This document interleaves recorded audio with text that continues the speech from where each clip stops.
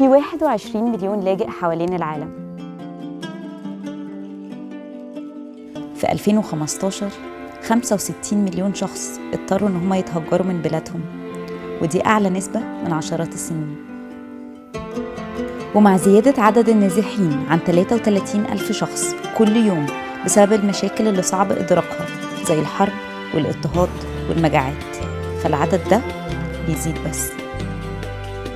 بس هم دلوقتي لقوا نفسهم في موقف إن التواصل بالنسبة لهم معناه حرفياً هو الفرق بين الحياة والموت.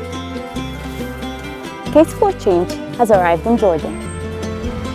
وأنا دلوقتي في طريقي عشان أعرف أكتر إزاي هي ساعدت في رجوع الشعور بالوضع الطبيعي والفخر والاستقلالية لآلاف اللاجئين اللي بيعتبروا دلوقتي الأردن هي وطنهم، ومن مساعدتهم للم شملهم مع أحبابهم لتحقيقهم الاستقلال المادي. المبادرات اللي عملتها زين هي اللي ادتهم شريان الحياة. أهلا وسهلا، كيف الحال؟ شلون الحال؟ الحمد لله، الله يسلمك. دلوقتي أنا هقابل موسى هو أحد المهاجرين من سوريا، وهيحكي لنا دلوقتي القصة بتاعته.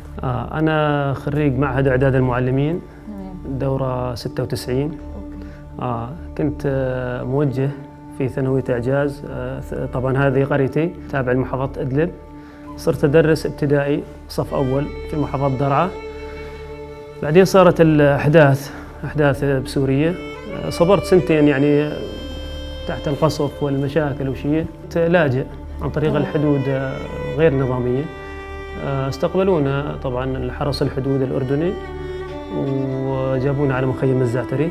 بقينا كم يوم مخيم الزعتري. بعدين في أخوي يشتغل هون بالمزرعة. الوصول للخدمات الأساسية وانتقالهم لحياة جديدة آمنة هي أولويات لازم تحصل بسرعة.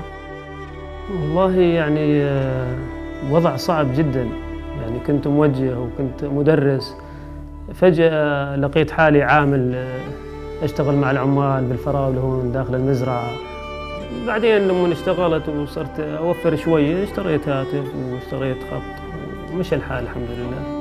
من فترة بعثونا رسالة إنه لازم تروح وتستلم خط مجاني من شركة زين. وفعلا ثاني يوم رحت قدمت، أعطيتهم المفوضية وعطوني خط زين.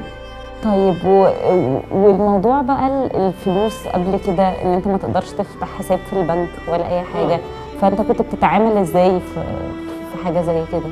والله إحنا حاولنا إنه نساوي فرضاً، يعني مو أنا شخصي، في كثير ناس حاولوا إنه يساووا حساب بالبنك. إذا ما يكون عنده جواز سفر أو هيك ممنوع إنه ما يقدر يطالع حساب بالبنك أو شيء. بس الحمد لله من يوم يعني طلعنا هذا الحساب أو زين كاش، هاي المحفظة صارت يعني نفس كأني عندي حساب أنا بالبنك. بعدين قررت إنه شفت الأولاد هنا يعني أكثرهم صاروا أميين على الخالص، لا يعرفوا يقروا ولا يكتبوا ولا شيء، انعدموا على الخالص. قررت إنه أتطوع وأعلمهم يعني تطوع. المبادرات اللي عملتها زين هي اللي ادتهم شريان الحياة. كلنا عارفين أهمية الاتصال وقد إيه بيفرق في حياتنا، ومش ممكن نسيب حد ورانا. أنا هنا في مركز بسمة اللي بيقدم دعم للاجئين، وكمان زين بيقدم خاصية الواي فاي مجانا عشان يقدروا يتواصلوا مع كل أهلهم في أي مكان في العالم. يعني مجاني على المفوضية، يعني صار في سهولات تسهيل كثير. قررت إنه أتطوع وأعلمهم يعني تطوع. جمعت الأولاد طلعوا حوالي 50 ل 60 طالب، والله جاب لنا واحد فاعل خير قدم لنا خيمة وصرت أعلمهم القراءة والكتابة هنا في المكان اللي احنا والرياضيات. فزين كاش وسوريا سم بيحاولوا ان هم يساعدوا موسى ان هو يكون شخصية فعالة اكتر في المجتمع. وعلشان تبين دعمك كل المطلوب منك انك تلايك وتكومنت وتشير الفيديو ده. Now though, Case for Change is heading to Sri Lanka. السفر حوالين العالم مليان بكل حاجة الناس محتاجينها عشان يقولوا قصصهم عن ازاي مشغلات التليفون المحمول العالمية بتناقش أهداف UN 17 للتنمية المستدامة. علشان كده ما تنساش تسبسكرايب على قناتنا علشان تساعدنا ان احنا نقدم Case for Change.